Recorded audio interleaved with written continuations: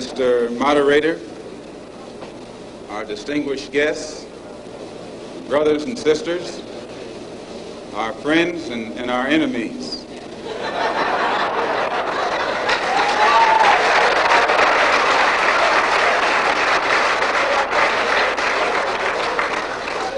Everybody is here. As many of you know, last March,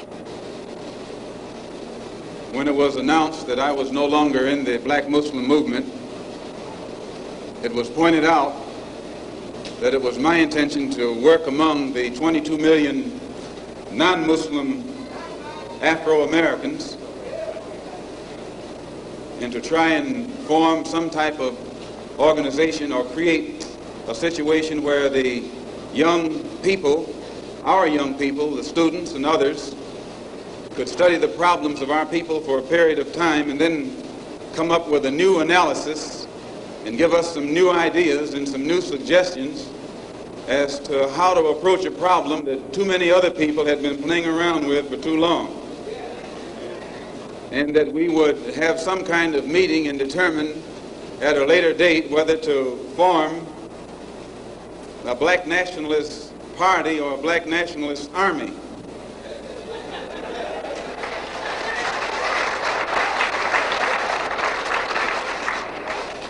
There have been many of our people across the country from all walks of life who have taken it upon themselves to try and pool their ideas and to come up with some kind of solution to the problem that confronts all of our people. And tonight we are here to try and get an understanding of what it is they've come up with. Also, recently, when I was blessed to make a trip or a pilgrimage, a religious pilgrimage to the holy city of Mecca, where I met many people from all over the world, plus spent many weeks in Africa, trying to broaden my own scope and get more of an open mind to look at the problem as it actually is. One of the things that I realized, and I realized this even before going over there, was that our African brothers have gained their independence faster than you and I here in America have. They've also gained recognition and respect as human beings much faster than you and I. Just 10 years ago on the African continent, our people were colonized. They were suffering all forms of colonization, oppression, exploitation, degradation, humiliation, discrimination, and every other kind of Asian. And in a short time, they have gained more independence, more recognition, more respect as human beings than you and I have. And you and I live in a country which is supposed to be the citadel of education, freedom, justice, democracy, and all of those other pretty sounding words.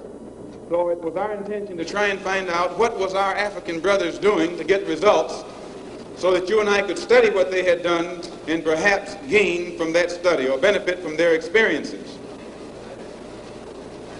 And my traveling over there was designed to help to find out how. One of the first things that the independent African nations did was to form an organization called the Organization of African Unity. The purpose of our Organization of Afro-American Unity, which has the same aim and objective, to fight whoever gets in our way.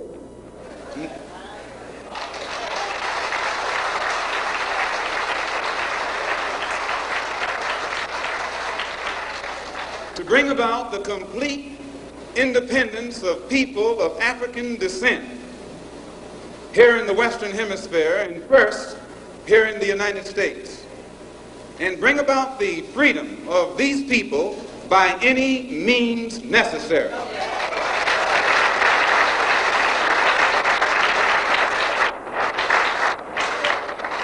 That's our motto. The purpose of our organization is to start right here in Harlem, which has the largest concentration of people of African descent that exists anywhere on this earth. There are more Africans here in Harlem than exist in any city on the African continent, because that's what you and I are, Africans. The Charter of the United Nations, the Universal Declaration of Human Rights, the Constitution of the United States, and the Bill of Rights are the principles in which we believe, and that these documents if put into practice, represent the essence of mankind's hopes and good intentions, desirous that all Afro-American people and organizations should henceforth unite so that the welfare and well-being of our people will be assured, we are resolved to reinforce the common bond of purpose between our people by submerging all of our differences and establishing non-sectarian constructive programs for human rights. We hereby present this charter. Number one, the establishment. The Organization of Afro-American Unity shall include all people of African descent in the Western Hemisphere. In essence, what it is saying, instead of you and me running around here seeking allies in our struggle for freedom, in the Irish neighborhood or the Jewish neighborhood or the Italian neighborhood, we need to seek some allies among people who look something like we do. And once we get their allies, it's time out for you and me to stop running away from the wolf right into the arms of the fox, looking for some kind of help. That's a drag. Number two, self-defense.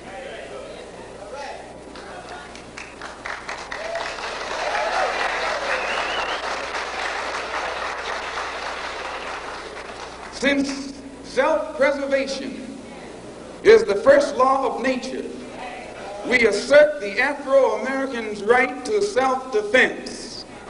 The Constitution of the United States of America clearly affirms the right of every American citizen to bear arms. And as Americans, we will not give up a single right guaranteed under the Constitution. The history